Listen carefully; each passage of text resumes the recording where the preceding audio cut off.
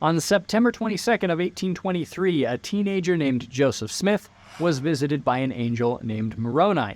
The angel informed him of an ancient record engraved on metal plates that was buried in a hill, later called the Hill Cumorah, about 3 miles south of his family's log home. The angel instructed Joseph to visit a certain location on the hill on the same day in September, once a year, until the time came on September 22nd of 1827 to finally turn the plates over to Joseph. In this episode, we're going to talk about Joseph's recovery of the plates, largely through the eyes of the first people to receive the record into their home, Joseph's own family.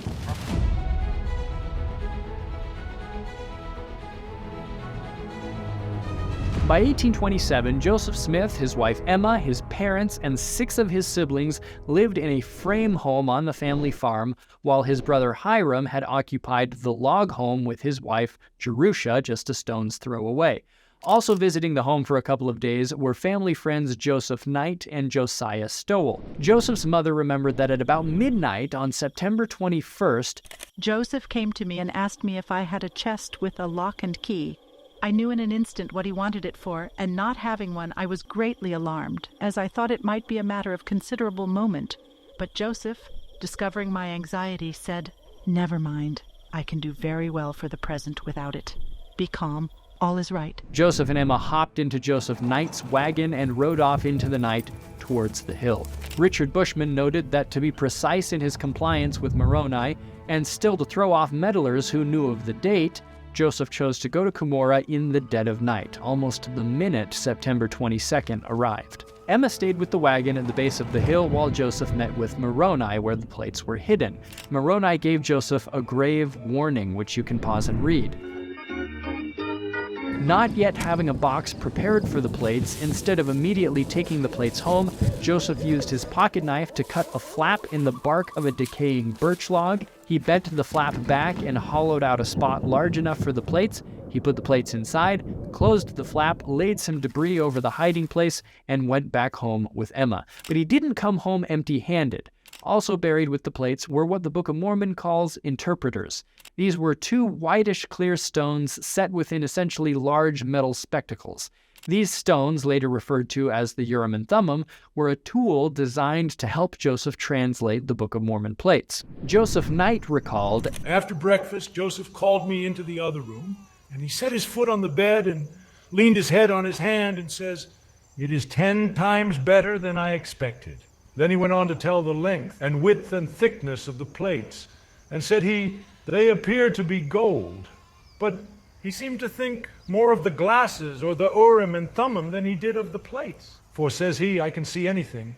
They are marvelous." The next day, Joseph took a job working for a lady in Macedon, about 5 miles from home, in order to help pay for a proper box for the plates. While Joseph Jr. was gone, Joseph Sr. learned that a group of about 10 men had hired a conjurer to help them find the plates. The group was led by a couple of local men, Willard Chase and Samuel Lawrence, who had previously been involved in Joseph's earlier treasure-digging endeavors. They felt that as Joseph's former associates, they had a right to a share of the treasure.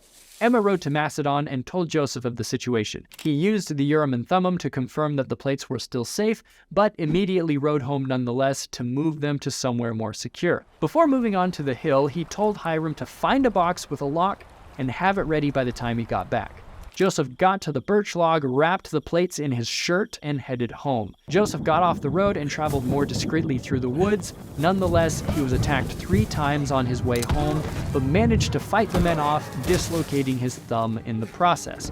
He arrived at home altogether speechless from fright and exhaustion. Joseph told his mother to send the young Don Carlos to find Joseph Sr., Joseph Knight, and Josiah Stowell, and have them look for the men who had attacked him. Don Carlos was also sent to the log home to have Hiram bring the chest. Hiram had resorted to an old tool chest that used to belong to his brother Alvin, who had died in 1823. Just as Hiram was raising a cup of tea to his mouth, Don Carlos touched his shoulder.